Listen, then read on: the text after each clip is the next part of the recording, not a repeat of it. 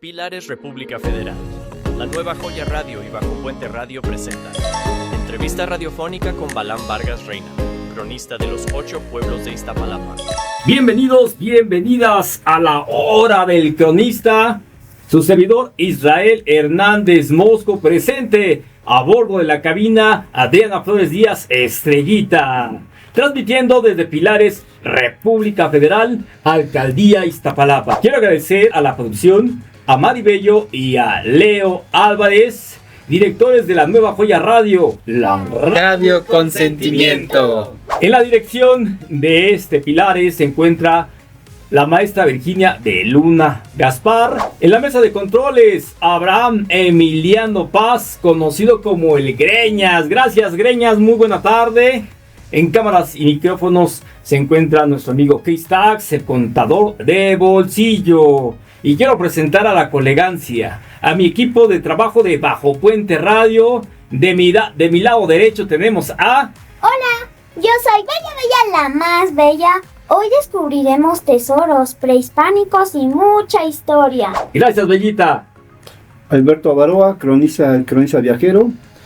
Y listos para conocer la herencia de los pueblos de Iztapalapa. Les habla su contador de bolsillo, Chris Tax. Un gusto estar aquí nuevamente en una emisión más de Bajo Puente Radio. Y hoy tenemos a un invitado de lujo, un joven cronista destacado en la alcaldía Iztapalapa. Y quiero darle la semblanza de nuestro invitado. Él tiene 23 años. Actualmente estudia la carrera de Administración de Empresas. A los 6 años comenzó el interés por la historia y la arqueología. A los 14 describió el pueblo de Iztapalapa y a los 17 años el reino de Iztapalapa, además de su linaje. Durante los últimos años se ha dedicado a recopilar piezas prehispánicas, algunas a través de donaciones y otras por medio de rescate en obras de drenaje y cimientos de casa, entre otras. También ha tratado de encontrar vestigios que aún pues no son visibles en el pueblo de Iztapalapa. Actualmente está trabajando en un escrito sobre la historia de su familia y su relación con el pueblo de Iztapalapa. También está reconstruyendo la ciudad prehispánica, trazando el hipotético sistema de canales y la traza de la ciudad. Damos la bienvenida a Balán Vargas Reina. Bienvenido. Sí, buenas tardes. Buenas tardes. Y pues vamos a iniciar esta plática entre amigos. Y pues, ¿con quién iniciamos? ¿Quién se atreve? Bellita, adelante, Bellita. Sabemos que estudiaste una carrera profesional, que estás estudiando actualmente. Dicen que administración, ¿es cierto? Sí, ahorita estoy estudiando administración en la UAM Iztapalapa. Ya llevo 2 años. ¡Wow! Si vas para administración, te gusta mucho la historia, te gusta la cuestión prehispánica, ¿por qué no estudiar una carrera relacionada a la historia, arqueología o algo? Bueno, creo que tomar una decisión que es una carrera que nos vamos a dedicar siempre es difícil, porque todo el tiempo estamos cambiando. A pesar de que la historia siempre fue mi verdadera esencia, mi verdadera pasión, la negué. Fue realmente no querer afrontar, no querer asumir eso que ya estaba dentro de mí. Entonces, opté por administración, y estando en la administración, confirmo que lo mío es historia, justamente. ¿Y no has pensado en cambiar nuevamente de profesión, o sea, de estudios? Digo, muchos se arrepientan los 2 o 3 años de llevar la carrera y dicen, ay, no, eso no era lo mío. Sigo en el camino, porque a pesar de que ahorita no estoy estudiando historia o arqueología, tampoco es algo que voy a descartar. Mientras tenga vida, voy a seguir aprendiendo, voy a seguir estudiando. Entonces, siempre hay tiempo. Seas muy joven. ¿Desde cuándo te empezó a interesar la historia, a pesar de que estás cursando la administración de empresas? Creo que desde muy temprana edad. Sí, mi acercamiento al principio fue a través del cine. realmente. ¿Mm? Fui un niño que creció mucho viendo películas. Entonces, por ejemplo, Jurassic Park, La Momia. Y afortunadamente hubo quien me guió en casa, ¿no? Mi tía, mi mamá. Fueron principalmente las que, pues, tuvieron una influencia en mí para poder empezar. Aunque comencé con el tema de la Segunda Guerra Mundial. Ese fue mi comienzo en la historia. Oye, vale, entonces, platícanos, adentrando en tu niñez, ¿cómo fue esa infancia? ¿Cómo fueron esos juegos? ¿Y cómo fue esa inquietud por descubrir, por encontrar? Mencionas varias películas como La Momia, Jurassic Park. Jurassic Park, ¿verdad? Incluso Indiana Jones. Indiana Jones, Cierto. El Tesoro Perdido. Creo que esas películas también nos marcaron, donde entras a lugares desconocidos y encuentras esos Tesoros. tesoros. Pero platícanos, ¿cómo fue esa infancia? Sí, bueno, pues fui en mi casa el primero de los bisnietos, por así decirse, ¿no? Es que en donde vivo es el sistema de los pueblos originarios de Iztapalapa, justamente, ¿no? De que es una cerrada donde hay 5 casas y cada casa es un hermano de mi abuelo. Yo vivo en la casa de mi abuelo. Entonces fui el primer bisnieto. Y convivía con primos de mi mamá, los más chicos. Y los primos de mi mamá más chicos me llevan 8 o 9 años. Entonces prácticamente mi infancia pues no fue tan de jugar. Es estar como que escuchando temas más de adultos. Y me mostraban películas justamente que en lugar de ser de Disney eran más como Volver al Futuro, El Señor de los Anillos, La Guerra de las Galaxias. Ese tipo de películas, ese tipo de temas. Un hermano de mi abuelo le gustaba mucho ir a correr al cerro. Entonces yo recuerdo que con él vi las primeras piezas prehispánicas. Cuando tenía 5 años más o menos, 6 años, recuerdo que él viene de correr del cerro y me muestra una carita y un cuerpecito. Y lo primero que pensé es, quiero algo así. Sin saber, pero dije, quiero algo así. Ese es mi primer acercamiento. Y me imagino que en vez de pues, jugar con la pelota, jugar fútbol, El trompo.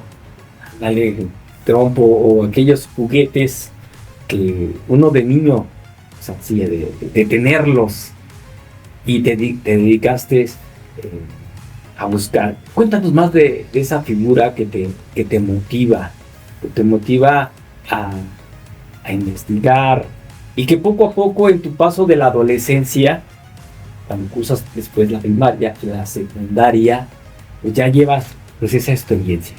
Sí, bueno, además del cine, también afortunadamente como mi familia es originaria del pueblo de Iztapalapa, pues el carnaval estuvo desde el comienzo. Yo empecé a salir de charro a los 3 años más o menos.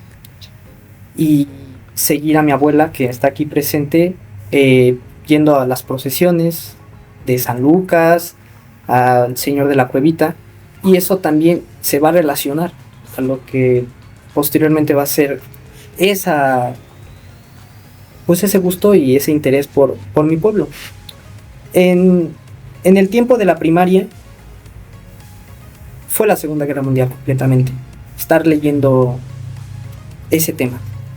Cuando entro a la secundaria, inclusive la música influyó dentro de ese desarrollo.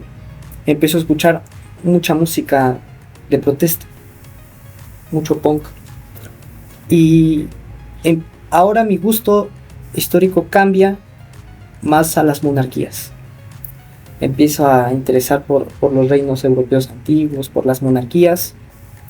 Y es en la secundaria justamente, en una presentación que hicieron los que en ese entonces controlaban el archivo histórico, Gerardo Naín, que hacen una presentación en la explanada de Iztapalapa y empiezan a hablar de Iztapalapa justamente y de Cuitláhuac. Y mencionan a Cuitláhuac como Tlatoani, ¿no? Pero el término equivalente es rey o emperador. Entonces ahí es donde algo despertó. Porque dije, a ver, están hablando del señor de Iztapalapa, ¿no? Yo no pensaba que Iztapalapa fuera algo así. Yo nada más creía que era un pueblo y ya, prácticamente. Y ahí es donde empieza el interés por Iztapalapa. Villita. ¿Cuál fue tu primera figura de chiquito? Esto no está en el guión, pero a mí me interesa. Bueno, es que esto empezó también con mi hermano. Mi hermano me empieza a acompañar, vamos al cerro a caminar prácticamente, porque teníamos esa intención, ¿no? Como que vamos a hacer ejercicio y todo. Mi idea era de que ya no había nada en el cerro, porque inclusive varios tíos me llegaban a comentar, en el cerro ya no hay nada. Y lo primero que encontré una vez caminando en una vereda fue un pedazo de obsidiana, pero chiquito, del tamaño de una moneda de 10 centavos. Pero fue mi hermano el que se encontró la primer carita. Eso fue un parteaguas porque realmente creíamos que ya no había nada. Y yo lo vi como una señal. Pero sí, no la traigo, pero es similar a esta. Ujú. Era una pieza de molde. Pero bueno, ahora hagamos un paréntesis. Para nuestros amigos que nos escuchan en la Unión Americana o en cualquier parte del estado de nuestro país, platícanos. Nos platicas un cerro. Aquí todos los conocemos, pero descríbenos ese cerro. ¿Dónde se encuentra localizado? Sí, bueno, Iztapalapa era una península. Estaba rodeada en la parte norte por agua, el lago de Texcoco. Era un lago salino. Y en la parte sur por el lago de Xochimilco, que es agua dulce. Eso era lo que fue algún día Iztapalapa. Por eso ya la península no se puede observar como tal. Pero el último cerro de esa península es el que hoy llamamos Cerro de la Estrella, que en tiempos antiguos era el Huizachtecatl, o también lo mencionan como Cerro de Culhuacán o Cerro de Iztapalapa. ¿Cómo es ese cerro? Hay barrancas. La mayoría de los árboles son pinos, eucaliptos, pirules. Y tiene una mezcla entre vetas de basalto, de tezontle. Hay partes del cerro que son más arena. Y en la cúspide tenemos un templo prehispánico. Platícame de ese templo prehispánico que nos estás mencionando. ¿Qué deidad se adoraba ahí o por qué se ocupaba ese templo? Pues el templo tiene distintas ocupaciones.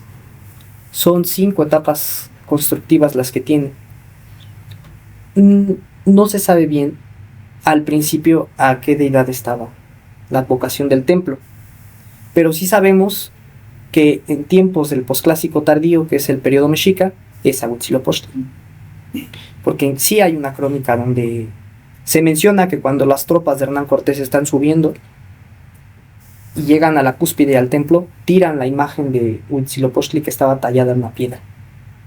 Pero las etapas más antiguas son de un periodo cercano a Teotihuacán y otro periodo que se llama Epiclásico, que es esa transición de que cae Teotihuacán, pero todavía está fuertemente marcado el estilo.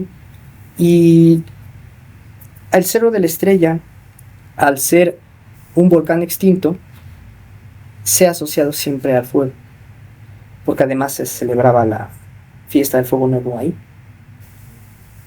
Entonces, es un templo dedicado al fuego, pero también al ser una montaña, se va a relacionar al agua. Y en las fiestas mexicas estaba Huitzilopochtli.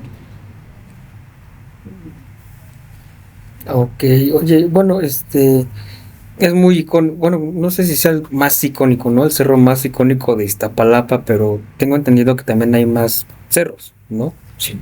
¿Nos puedes comentar un poquito más de estos demás cerros, aparte del de la Estrella? Sí, al ser península, pues hay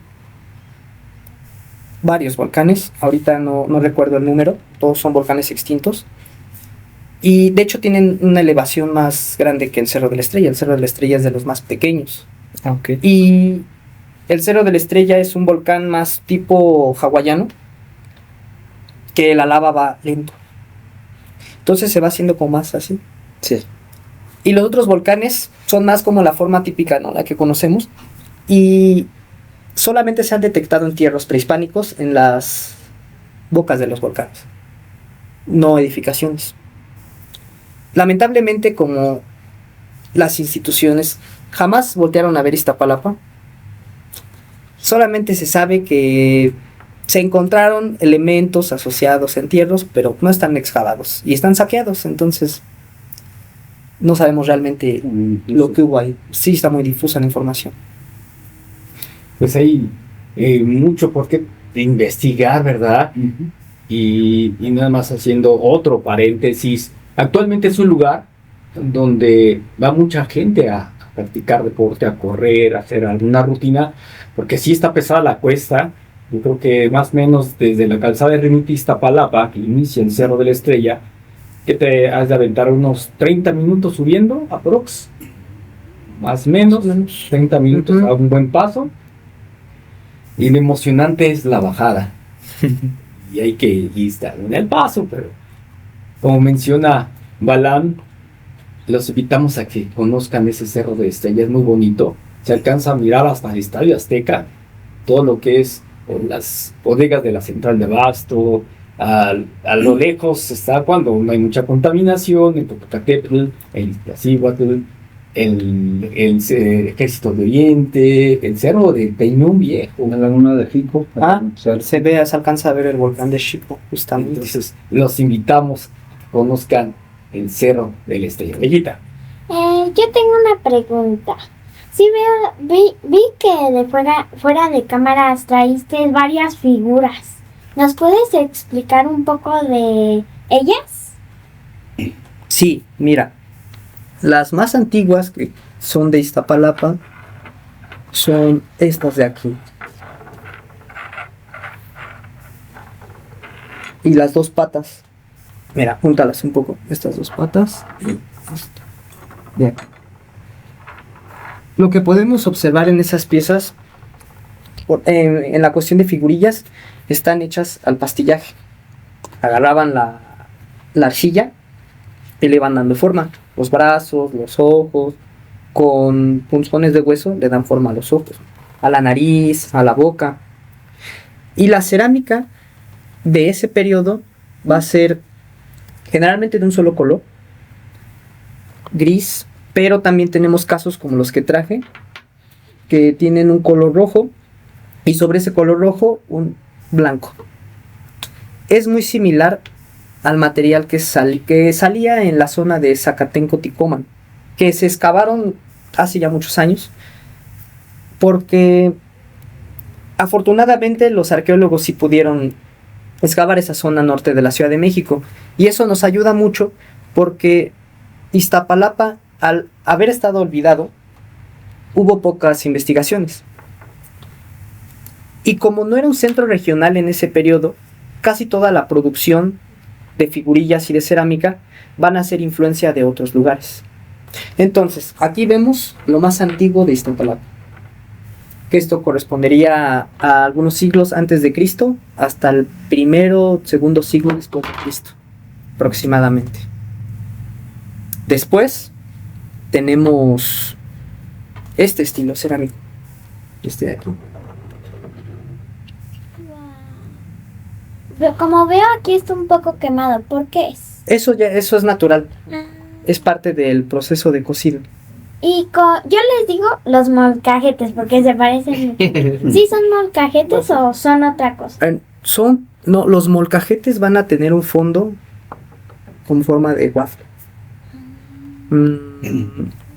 Mira, por ejemplo, ese de ahí, el de las patas de pato, a ver si lo pueden voltear tantito. Aunque ya corresponde a otro periodo, pero así son los molcajetes de barro. Que justamente es para moler materiales no tan duros. Entonces, esto sí sería un fondo de molcajete en barro. Sería el abuelito del molcajete. Por así decirse. Hay pocos pueblos, pero algunos pueblos de México todavía producen este tipo de molcajetes. Cuando llega la Feria del Barro Iztapalapa en Semana Santa, puedes observar algunos. Sí. No van a tener las patas ni los diseños, pero sí van a tener el fondo. ¿Por qué patas de pato? Pues, Bueno, es que eso es todavía más adelante. ¿así? Sí, Ok. pero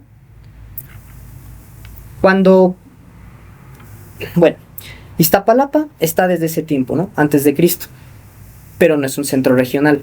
Va a tener influencias de Cuicuilco, de Tlapacoya, de Ticoman, de Zacatenco.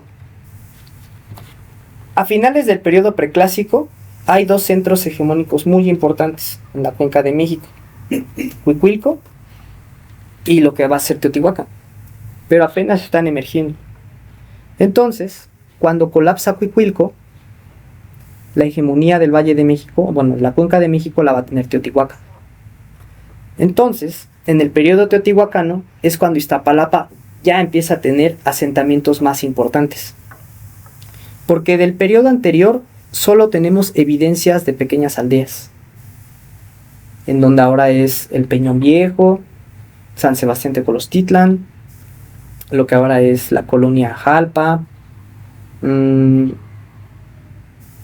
la ladera norte del Cerro de la Estrella, partes de lo que ahora o fue elegido de San Simón Culhuacán. Y ya en el periodo de Teotihuacán ya hay más asentamientos. Prácticamente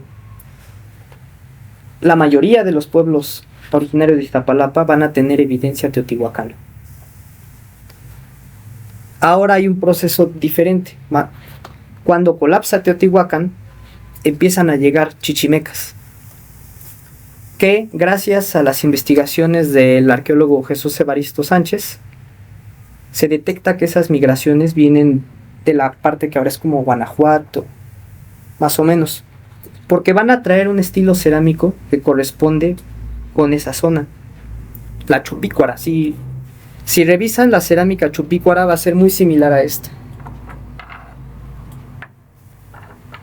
Un color de fondo café claro y encima un rojo. El asentamiento más importante teotihuacano en Iztapalapa está localizado donde ahora se hace la crucifixión en Semana Santa. De hecho, las tres cruces están sobre un montículo enorme. Wow. ¿Me puedes hablar también un poco de esto? Ese es un poquito más adelante, pero sí. Entonces, colapsa Teotihuacán. La ciudad más importante de Teotihuacán en el valle es Azcapotzalco. Y también cae Azcapotzalco. Pero el asentamiento teotihuacano de Iztapalapa no se abandonó. Y es ahí cuando recuerdo al cronista Chimalpain en su relación de la fundación de Culhuacán, donde menciona que en el año 670 llegaron a asentarse los Chichimeca Culhuaque, a donde a la fecha es Culhuacán. Esa es la fecha fundacional de Culhuacán, 670. Pero, gracias al trabajo de los arqueólogos, se detectó que antes de Culhuacán ya estaba el asentamiento teotihuacano. Entonces, ese Culhuacán va a nacer de la fusión de los teotihuacanos que quedan y de los chichimecas que se llegan a asentar.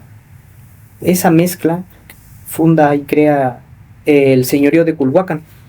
Y cuando se funda el señorío de Culhuacán, aparece un nuevo estilo cerámico, que es color crema, y encima del color crema un rojo. Lo podemos observar aquí, en esta pieza y en esta. Y en figurillas tenemos este cuerpecito, que es una representación femenina, trae un keshkemi, y esta carita, que ya casi no se alcanza a ver, pero tiene un pigmento rojo a la altura de los ojos. ¿Qué es un kishkemi? Es una prenda que usaban las mujeres para protegerse aquí.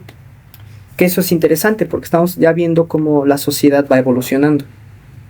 En el periodo preclásico, la mayoría de las representaciones femeninas tienen el pecho descubierto. Pero es ya en Teotihuacán donde empiezan a cubrirse. Y también va a haber una evolución respecto a las figurillas, porque en las figurillas viejas están hechos al pastillaje. Y en las figurillas que corresponden al periodo de Teotihuacán y el epiclásico son de molde. Porque ya hay más demanda de producto. Entonces, en lugar de fabricar una por una, ya es en serie, molde. De hecho, de fuera de cámaras me mostraste una mujer de... Sí. Y me dijiste que tenía el pelo que era de cuernos. Ujú. ¿Me puedes explicar por qué tienen cuernos del pelo? Me voy a avanzar 1000 años casi de ¿Pero qué te parece, Balán? tiempo. Vamos a nuestro primer corte comercial. Estamos en la nueva joya radio, la radio con sentimiento. ¡Regresamos!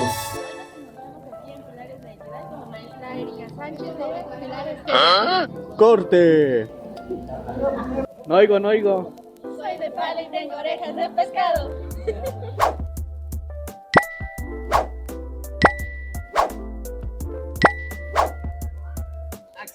Nos encontramos con la profesora Erika de Pilares TV. Ahora sí, con estos micrófonos nos escuchamos mejor. Mejora el audio de tus videos con estos micrófonos lavalier a un superprecio. ¿Lista? ¿Listo para sonar profesional? Visita mi TikTok Shop o consíguelos directamente con Chris Tax, tu contador de bolsillo. Y continuamos en la hora del cronista, transmitiendo desde la alcaldía Iztapalapa. Contentos. Y en este espacio vamos a hablar de pilares, de sus 4 ejes, y nos vamos a enfocar en uno que es cultura. Bellita, ¿qué talleres de cultura tenemos que ofrece Pilares? Y la única condición es traer tu folio, es traer tu CUR para que accedas a los talleres sin costo alguno, los 300 pilares que hay en la Ciudad de México. ¿Cuáles son, Bellita? Tenemos bordado, masau y tenango. Círculo de lectura. Círculo de lectura para niños. Plantas medicinales. Música. Encuadernación. Lectoescritura para plataformas. Teatro, radio, taller de creación, literatura, fotografía, composición musical. Y continuamos en la hora del cronista.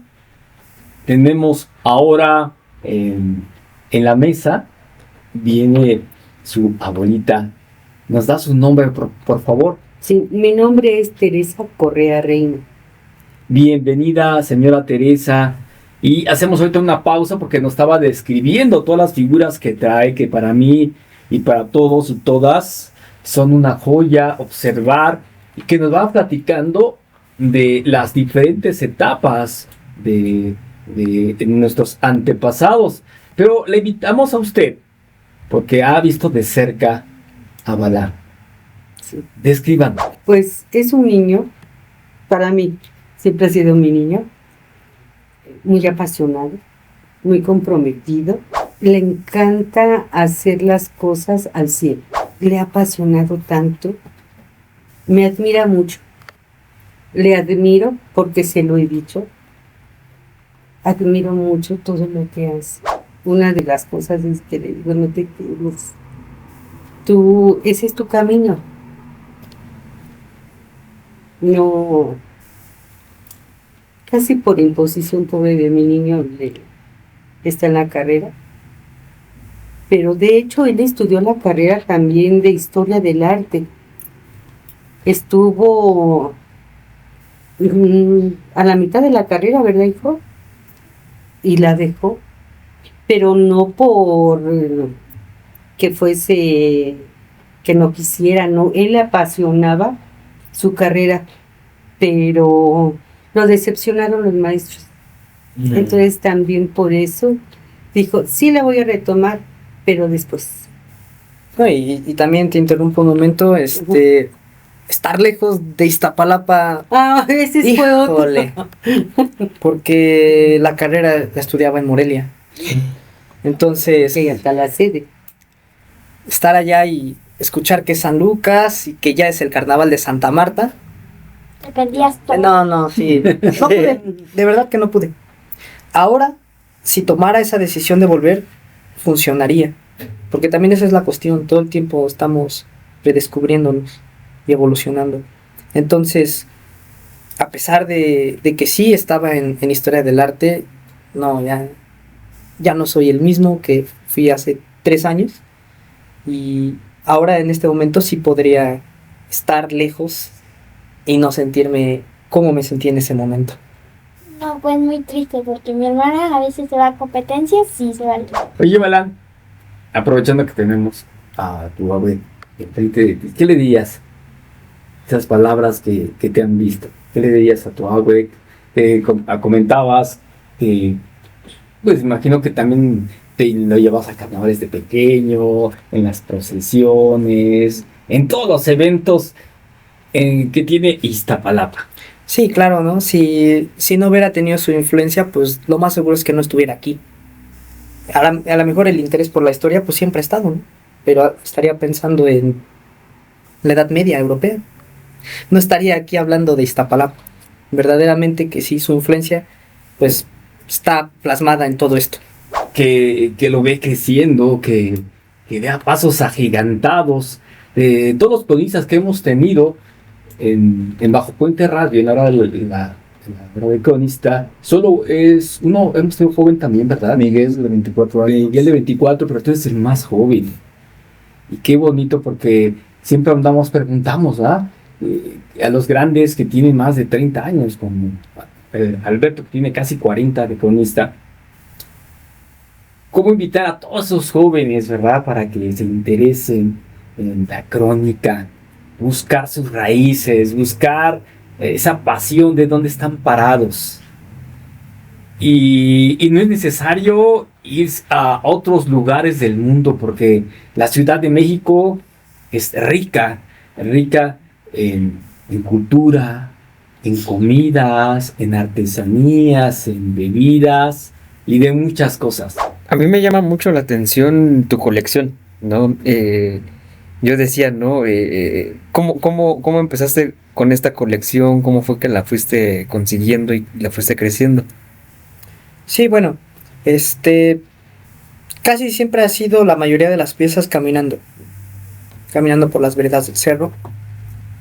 Pero aquí se va a relacionar a la cuestión de la posesión de las piezas. Porque las piezas cuando se encuentran así en superficie, pues ya están descontextualizadas, están quebradas, ¿no? Y podríamos pensar que lo más indicado sería donarlas al museo. Pero el museo tiene una historia de saqueo tan impresionante que la donación original, que fue dada por Rafael Álvarez Pérez Chicopas, un nativo del pueblo de Iztapalapa, del barrio San Pablo, a la fecha no sabe dónde están. Según están en los almacenes de Lina, pero de todas maneras no se puede acceder a ellos. Y eso pensando en lo más positivo relacionado a las piezas. Entonces, cuando he tenido la fortuna de tener algunas donaciones o yo encontrármelas, pues es un tesoro que le pertenece a los de Iztapalapa. Entonces, la mayoría ha sido a través de caminatas, pero también en la construcción. Porque lamentablemente a la fecha se tiene la idea de que construyes una casa, cimientos o una cisterna, va a llegar el INA y te va a quitar el predio. Eso es un mito, pero es un mito tan arraigado que lo creen. Entonces cuando llegan a ver algún descubrimiento, la mayoría se va al cascajo o se va a quedar ahí por lo mismo, porque dicen, no, es que si avisamos, no, van a retrasar la obra, ¿quién le va a pagar a los albañiles? Ya no voy a poder hacer mi casa, mi cisterna y así. Entonces algunas piezas también han sido a través de rescate. Y no solo de Iztapalapa, algunas son de otros lugares, como lo es el caso de Jico. Actualmente Jico presenta una destrucción que es, pero impresionante. Y esto no va a salir a la luz, o va a salir ya muy tardío, que se perdió ya más del 70% de la zona arqueológica, porque hay muchos intereses de por medio. La destrucción de la zona arqueológica de Jico, el gobierno está consciente, el INA está consciente, la policía está consciente. Están rellenando y tirando toneladas de cascajo. Entonces también algunas piezas proceden de ese tipo de contextos. Quiero regresar un poquito atrás, creo que no vayan a pasar un poco más sobre algo. Tú nombraste la ceremonia del Fuego Nuevo. ¿Puedes explicar a grandes rasgos qué es la ceremonia? Porque nuestros oyentes sepan lo que es el Fuego Nuevo. Claro, el tema del Fuego Nuevo nos puede dar para un programa, pero para resumirlo, era una renovación, un ciclo que se reiniciaba y se reajustaba cada 52 años. No se sabe bien desde cuándo se empieza a hacer el Fuego Nuevo. Las noticias más tempranas que tenemos, igual la deja el cronista Chimalpain, por ahí del año 1090, por esos años se tiene noticia del primer Fuego Nuevo. Pero lo que sí es que es una ceremonia que con la hegemonía mexica creció muchísimo y tuvo una importancia, porque no solo era un acto ritual, era una muestra del poder. Más o menos el Fuego Nuevo consistía en una dinastía de sacerdotes que habitaban en el barrio de Santa María la Redonda, Cuepopan, ahora se conoce así, el antiguo barrio de Cuepopan, Tenochtitlan, ahora es Santa María la Redonda, más o menos por la colonia Guerrero. La dinastía venía caminando en peregrinación de Tenochtitlan hasta el Cerro de la Estrella, y ahí se prendía un atado de 52 varas, un simbolismo de los 52 años. Se rompían vasijas y se apagaban todos los fuegos de los pueblos de la Cuenca de México. Se encendía ese fuego nuevo. Si el sacerdote se le apagaba el fuego, lo sacrificaban. Que dentro de la ceremonia ya venía el sacrificio de una persona. Sacaban el corazón y lo arrojaban al fuego. Y cuando nacía ese fuego, se repartía a todos los pueblos de la Cuenca de México. Entonces imaginemos una noche estrellada, donde no hay prendida ningún brasero, ninguna antorcha, todos mirando el Cerro de la Estrella, como ese centro. Se enciende ese fuego y esa es la señal de que se ha permitido una nueva era. El último fuego nuevo fue en 1507 y el próximo año, 2027, va a ser el año exacto en el que se debe hacer la ceremonia, que van a ser exactamente 10 años, 10 ciclos después del último que se realizó. Mis conocidos y mi grupo en el que pertenezco, que es un grupo de difusión cultural del Cerro de la Estrella, estamos planeando hacer un fuego nuevo, distinto, porque queremos que haya representantes de cada uno de los pueblos originarios de la cuenca, porque ellos son los herederos de las culturas ancestrales y ellos tienen que estar presentes ahí, simbólicamente, aunque sea. Qué interesante, mi querido Alberto, Cris, Bellita, hablar de esa costumbre que se tenían y el honor de subir el Cerro de la Estrella, porque pues, sí, he tenido la fortuna de subir. Se encuentra ahí restos de una pirámide, pero ojalá que más adelante tengamos esa oportunidad de excavar, de sacar más, no nosotros, sino los arqueólogos. Recientemente, pasando a la alcaldía, encontraron algo y edificaron, está cubierta, ¿verdad? Porque hay cimientos de restos también de construcciones. Pero antes de llegar a esa parte, me gustaría que Bellita nos dijera otra pregunta. ¿Qué nos puedes hablar de la calzada Ermita Iztapalapa?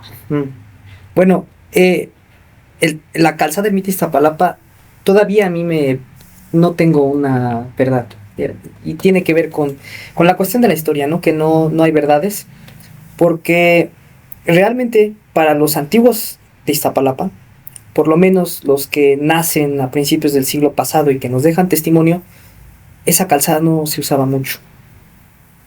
Y no tiene mucho que encuentro un documento virreinal que se habla de una construcción, de una calzada que quiere comunicar San Lucas Iztapalapa con Santa María Aztahuacán. Y veo indicios de que es un antecedente de la calzada de Ermita Iztapalapa, porque la calzada Ermita Iztapalapa está en el límite del lago de Texcoco, casi es la marca, el límite. Entonces no debió ser un camino oficial porque iba a depender del nivel del agua. Si el nivel del agua estaba alto, era difícil transitar, y si estaba bajo, se podía transitar, pero se llenaba mucho de tequesquite, que también es parte del testimonio virreinal que está escrito ahí, que el camino de San Lucas Iztapalapa hasta Huacán se complicaba en tiempos de secas, inclusive por el tequesquite. Lo más seguro es que esa calzada original que debía comunicar Iztapalapa con los otros pueblos originarios era más o menos lo que ahora es la calle de Allende del centro de Iztapalapa, que en algún momento se conoció como Camino a la Purísima. Luego entraba por San Felipe Terremotes y bajaba a un paraje que actualmente todavía tiene el nombre de San Juan, y de ahí que más o menos es Canal de Garay, la parte de periférico, y de ahí entraba a Santa Cruz Mellehualco y de ahí hasta Huacán. Inclusive mi bisabuelo, que todavía vive, me comenta eso, que realmente Ermita no se usó mucho hasta la construcción del reclusorio, de la cárcel de mujeres. Entonces ya me entra esa duda. O a lo mejor escuché mal, que sobre la calzada Ermita en todo Hernán Cortés, eso es incorrecto. Sí, sí, de hecho el trazo del camino real, porque la mayoría de los caminos reales en el virreinato fueron la misma traza de los caminos prehispánicos. Y sabemos que Hernán Cortés entra por Paso de Cortés, justamente en la parte de los volcanes, y entró por Ayotzingo. O sea, sí se sabe que en Ayotzingo, inclusive, Moctezuma manda me parece que a su sobrino Cacamaxtli, el señor de Texcoco, para convencerlo de que fuera a Texcoco y no a Tenochtitlan. Pero él avanza, decide ir a Tenochtitlan y cruzó Ayotzingo, y ese camino, el de Ayotzingo, es el mismo con el que aún se puede acceder a Iztapalapa, porque de Ayotzingo cruza Tetelco y Tecomitl y Tulyehualco y Tláhuac, y se menciona Tláhuac en la ruta de Cortés, y ese mismo camino va a rodear Tlaltenco y va a rodear Zapotitlán y va a entrar justamente en ese nudo de caminos que mencioné anteriormente. Ese nudo de caminos en el mapa Uppsala, que es del siglo XVI, se ve en forma de tacha, y a la fecha, si vemos imagen satelital, se ve esa forma de tacha.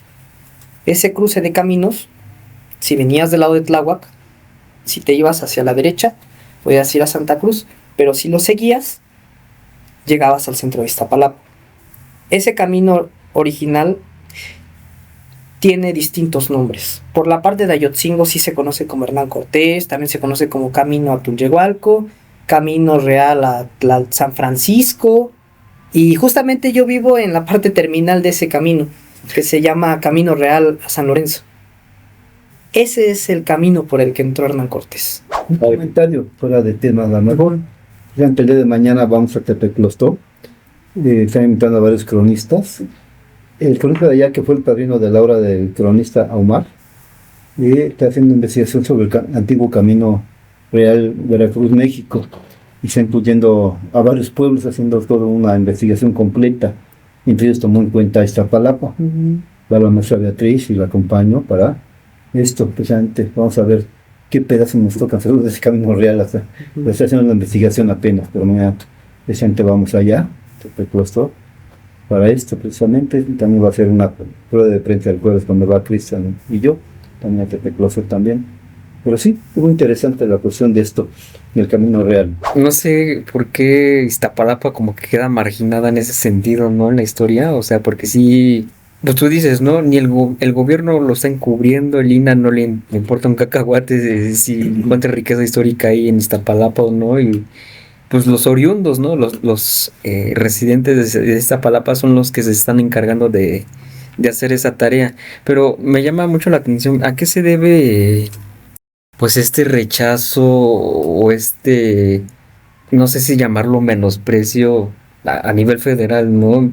Porque pues bien tienen cuidado, bien invirtieron sus recursos, ¿no? Para investigar un poquito más en Teotihuacán, que hasta lo tienen cercado y eso en la federal, pero con Iztapalapa no, pues no sucedió eso, ¿no?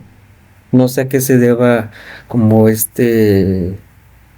ninguneo, no sé cómo llamarlo, de Iztapalapa, porque pues sí, digo, más allá del estereotipo que está muy arraigado, pues sí tiene mucho también, o sea, creo que representa más a nivel Ciudad de México la riqueza cultural, patrimonial, histórica que tiene, pero que muchas veces no, bueno, ni siquiera en la escuela lo llegan a enseñar.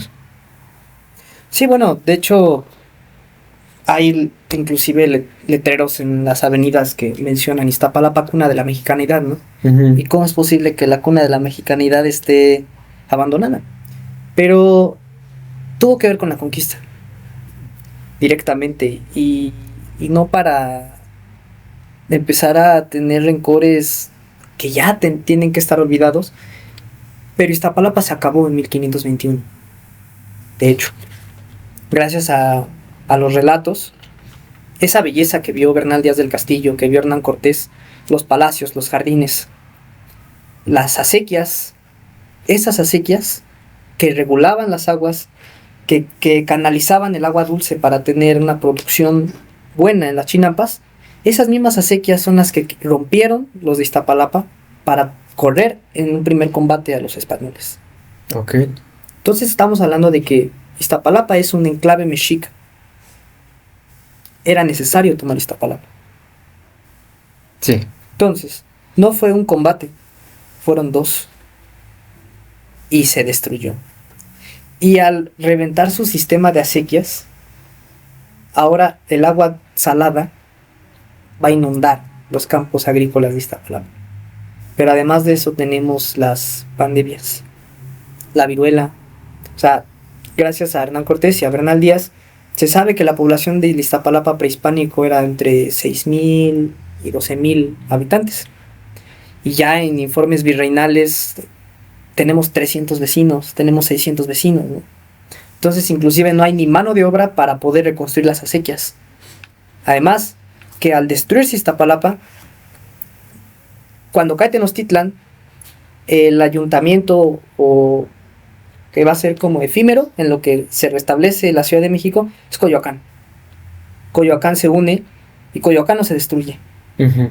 Y es chistoso, ¿no? Como Coyoacán, Iztapalapa, y cruzas la frontera y Coyoacán siempre se vio como en el virreinato casas de campo, en el porfiriato casas de campo, ¿no? E Iztapalapa era tierra infértil prácticamente. O sea, es en siglo XX a principios del siglo XX cuando Iztapalapa empieza a florecer, y así como empieza a florecer, empiezan las expropiaciones, la canalización del Canal de la Viga. Entonces ese florecimiento duró poco tiempo nada más. Okay.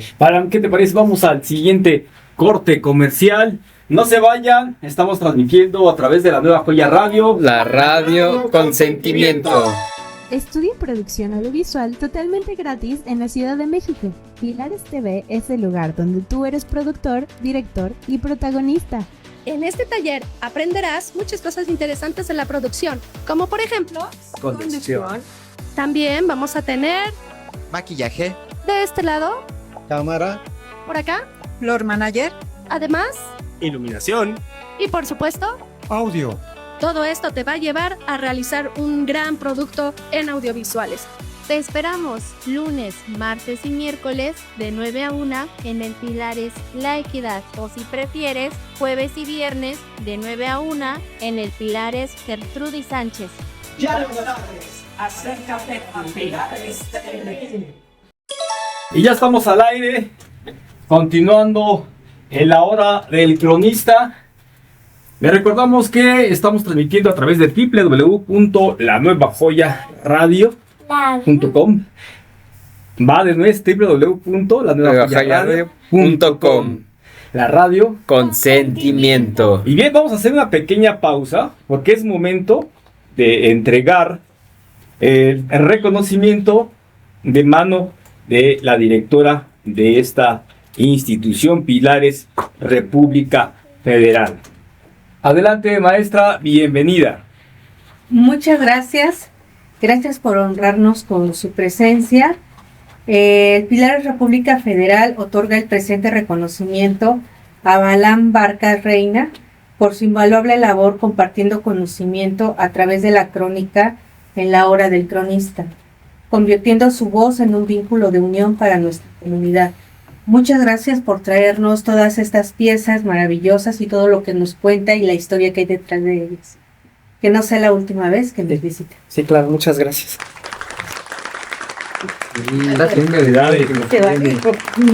De hacer alguien que está rescatando la historia y dice, ya dejen de estar estigmatizando Iztapalapa. Claro.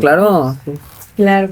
Y este es uno de los obsequios de los flyers con los que se hizo difusión. Sí, gracias. Muchas gracias. Felicidades. Gracias. Felicidades. Muchas gracias, maestra. Y pues vamos a continuar. Hay varias preguntas. El tiempo se ha ido como el agua, ¿verdad?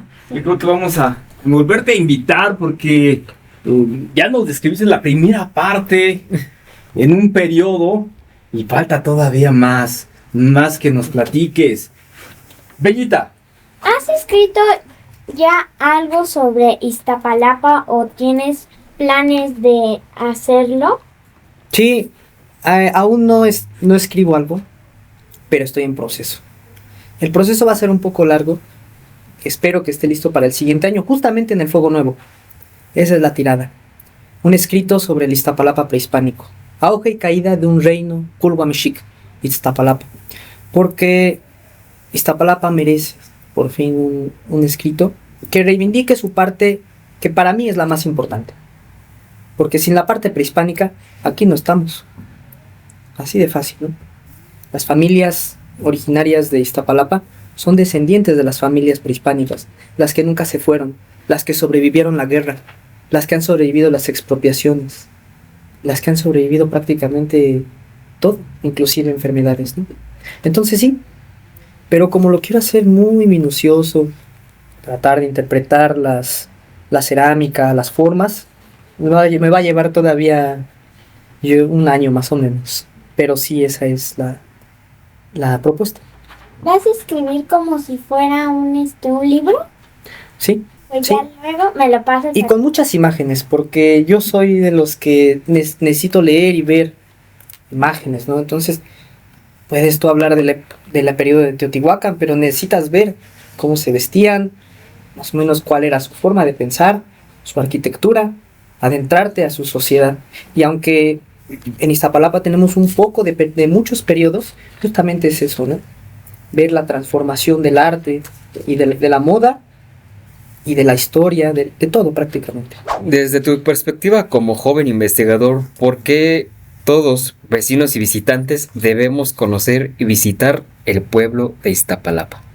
Bueno, Iztapalapa pertenecía a una confederación que inclusive Cortés y Bernal la conocieron, la llamada Nautecutli, 4 señores, ¿no?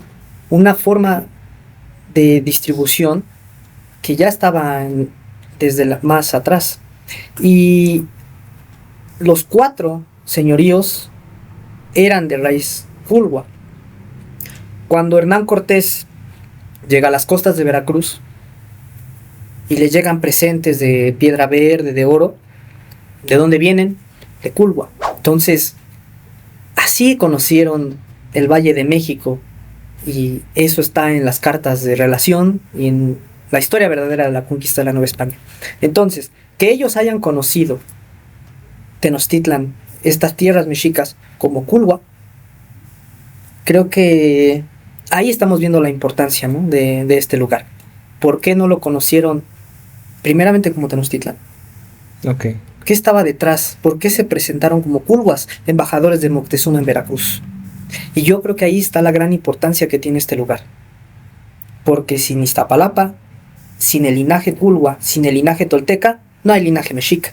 Y otra cosa sería prácticamente, ¿no? Acamapichtli, el primer señor mexica, es Tlatoani porque tiene raíz pulgo. Tengo otra duda. Igual, si no, pues regreso a Historia 1, Historia de México.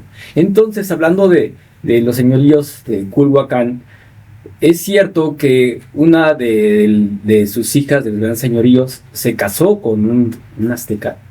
Sí, bueno, a veces las fuentes tienen distintas versiones, ¿no? Sí se sabe que una doncella se le ofrece a los señores mexicas, la hija del Tlatoani, y entonces ellos la van a deidificar, ¿no? No sé si sea bien la palabra, pero para poder hacerlo, la desollan, y el sacerdote se pone su piel, y los corren, ¿no? de Culhuacán. Es posterior a eso cuando se van a ir a Chapultepec, y después van a llegar con los de Azcapotzalco, y les van a dar los islotes, una tierra que no estaba habitada. Pero ahí está la relación, porque posteriormente sí va a haber otra, van a emparentar de nuevo, y ahora sí ya de esa relación ya va a venir el linaje Culhua-Mexica. Todavía hay tanto que conocer. Sí, hace falta mucho que conocer aquí de Iztapalapa, Culhuacán, inclusive la zona oriente, que los pueblos somos del lado oriente. Como comentario, así decíamos hace rato que Iztapalapa era el traspatio del centro histórico de la Ciudad de México. Hace 30 años alguien buscaba información de Iztapalapa, encontraban por ahí 2 o 3 libritos que hablaban muy brevemente de Iztapalapa, y Iztapalapa en general, no del nuevo pueblo de Iztapalapa. Y hace unos 30 años más o menos, varios cronistas, bueno, no eran cronistas, éramos simplemente gente que nos gustó la historia, comenzamos aquí por su parte a buscar, a dar información de eso. Y ahorita sí ya, inclusive hay jóvenes como Balán, que se han interesado desde muy jóvenes a comenzar a difundir, a rescatar información de Iztapalapa. Por eso tenemos hasta un archivo histórico en la plaza de la delegación, donde se ha estado acumulando la información de Iztapalapa, pero hace 30 años no se encontraba casi información. Balán tiene 23 años, o sea, no llega en esa edad todavía. O sea, ya llegó una época donde ya había un poco de información. Ya muchos personas han dejado este mundo, pero han dejado información. No había ningún libro, casi. 10 libros máximo. Ahorita ya de Santa María hemos escrito como unos 7, 8 libros, de Iztapalapa no se diga, sobre el Fuego Nuevo no se diga, sobre Semana Santa se diga, sobre el Señor Cuitlagua, igual. Y de cada uno de los pueblos, ahora sí se pueden encontrar libros de cada uno de los pueblos. El mismo gobierno, podemos hacer los mismos gobiernos delegacionales, hicieron concursos de historia oral, y también mucha gente participó en ellos, y se fue recopilando toda esa información. Y qué bueno que haya jóvenes que se siguen interesando y que no se va, estamos seguros que no se va a perder, que no se va a seguir, escribiendo cosas nuevas como estamos viendo aquí en la mesa, cosas nuevas que uno no conoce. Y siempre, cuando uno rasca un poquito, en Iztapalapa sobre todo, vamos a encontrar algo. Ya sea rascar en los libros, rascar en la tierra, rascar en la gente, interrogar a la gente, siempre vamos a sacar algo nuevo en Iztapalapa. Hablando, digo, yo sé que en todos lados, pero estamos hablando de Iztapalapa, somos iztapalapenses y vamos a defender Iztapalapa. Gracias, Beto. Vamos a ir cerrando. Bellita. A mí me fascinan las leyendas, los mitos y todo lo que sea tratando de leyendas. ¿Crees que me puedas contar alguna leyenda o mito o historia? En una ocasión iba caminando en una parte del Cerro de la Estrella y normal. Ya cuando llego a mi casa tengo la sensación de ir otra vez, pero así como obsesiva. Y ya era tarde porque primero fui a caminar como a las 8 de la mañana, 9 de la mañana más o menos, y dije quiero ir ya, y eran las 2 de la tarde. Y justamente regresando y caminando por donde ya había caminado me encontré una pata de una vasija teotihuacana con forma de serpiente, y esa serpiente sacando la lengua y con pigmento rojo.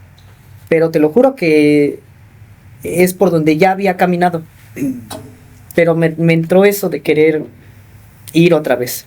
Y en otra ocasión, un día antes, en la noche, estaba leyendo sobre Culhuacán justamente, como la parte más antigua, la más vieja de Iztapalapa, y al día siguiente caminando me encontré el rostro de un viejito, donde inclusive se puede ver en la expresión del rostro la falta de dientes. Entonces, mira, de que un día antes esté leyendo sobre lo más viejo de Iztapalapa, y al otro día me encuentro un viejito. Los dioses trabajaron. Gran coincidencia. Sí, sí, sí. Entonces, también es importante recopilar leyendas, pero ahorita me estoy enfocando completamente en esto. Sí, entonces casi todas ese tipo de experiencias se van a relacionar a esto. Oye, yo tengo una pregunta. En la escuela no te dicen, oye, estás estudiando administración, pero le sabes mucho a todo esto. Sí, sí me dicen. ¿Tanto maestros como tus compañeros? Sí, sí, ha pasado porque me dicen, porque a veces ya me aburrí de la clase, porque soy muy inquieto, entonces ya estoy viendo un libro y estoy en las dos. Tengo que ver rápido qué está diciendo el maestro y estoy leyendo y hago apuntes de las dos. Entonces, sí, está todo el tiempo. Ok, ya lo tienen tachado como el cronista. ¿No, allá te conocen como cronista? No. Ni les he dicho, dice. No, pero a veces ha sucedido que he faltado a una clase para ir a un encuentro o alguna plática y llevo un plato. Entonces ya le digo a unos amigos, mira este plato. Y a veces les cuesta ver trabajo. Y no te dicen, ¿qué eso para qué? Ver la antigüedad. Fíjate que hasta eso no tiene actitud así. Si no me dicen, ¿a poco esto tiene 1000 años? Como que tener algo de tanta antigüedad así, y que lo traigan en la mochila, como que sí. Dicen, vengo del museo. Sí. Qué interesante. Pues nos queda mucho que hablar, mi querido Albert. Ojalá que nos puedas conceder otra entrevista. Y pues vamos cerrando cada quien. Mi querida Bellita. Pues muchas gracias por venir y me gustaría que estuviera también un poco más a hablar de tu mamá o tu abuelita. Y también un poco más de ti y también de las figuras. Y ya me despido, yo soy Bella, la más bella. Muchas gracias, Bellita. Pues primeramente agradecerte la atención que tuviste ahora que te invité. Y pues un poco lo dijo Bella. Como tu abuela se pasó para acá, para así de aquí en medio. Creo que también me tocó ver la China, pues todavía me tocó ver. Me gustaría comprometerte que vinieras, nos des otra fecha para venir. Primero tu abuelita que nos platique también lo que me tocó ver de niña de Iztapalapa, cómo era Iztapalapa en aquellos años, cuando no estaba central de Abasto, no era la chinapa de Iztapalapa, cómo era, ahora está muy invadido ya ahorita, hay muchas casas en el Cerro de la Estrella, en la época de usted, estaba casi vacío, sí había algunas casas, ¿no? Pero sí me gustaría invitarlos a los dos, que me dijeras, tú sabes qué, Beto, dentro de un mes estoy nuevamente aquí con ustedes. Hablamos nuevamente de las piezas, para que acá, porque digo, hubo piezas que no pudiste explicar. Esta también, que esta es muy común en todos los pueblos del Valle de México, en ese tiempo. Te digo, pero a tu abuelita también, para darle un espacio a tu abuelita y que nos pudiera explicar claro que sí, cómo era Iztapalapa en su niñez. Digo, es muy diferente a lo que está viendo usted. Muy diferente verlo ahorita que haberlo visto cuando era una niña. Usted vio todo el cambio que ha habido en Iztapalapa. Digo, también Balán, pero de 24 años para acá, bueno, de 20 años para acá, más o menos. Usted estamos hablando de medio siglo atrás, todavía que ya tenía un poco más de conciencia de decir, pues, había agua, había chinampas. Todo estaba limpio, dice. Sí, pero y ahora ya no hay nada de eso. Había mucho respeto. Eso que ya no de ahora. Y eso también lo extraño. Pues sí, cosas claro que sí. Ya lo extrañas porque pues ya la comprometimos. Claro que sí. Para hacer dice Balán, ¿cuándo pueden más adelante, dentro de unos vean tus tiempos? Sí, claro. Porque esperamos a los dos. Ahora no hacer esto Balán. Ahora hacer los dos. No, y también voy a convencer a mi abuelo para ver si puede venir. Él tiene 89 años y todavía le tocó ver un Iztapalapa todavía más atrás. Con él estoy haciendo lista sobre qué aves había, qué peces veía, porque él sí tiene el testimonio todavía de un Iztapalapa más antiguo, las aves migratorias, chichicuilotes, qué tipos de patos, cuando agarraba la chalupa y se metía a los canales a jugar, que la chalupa la agarraba de trampolín, que había acosiles, comían ajolote, ranas. A él le tocó ver todavía una Iztapalapa mágica. Te propongo lo siguiente, a ver, a Israel y Balán, queremos una entrevista familiar, vamos a hacer una entrevista familiar.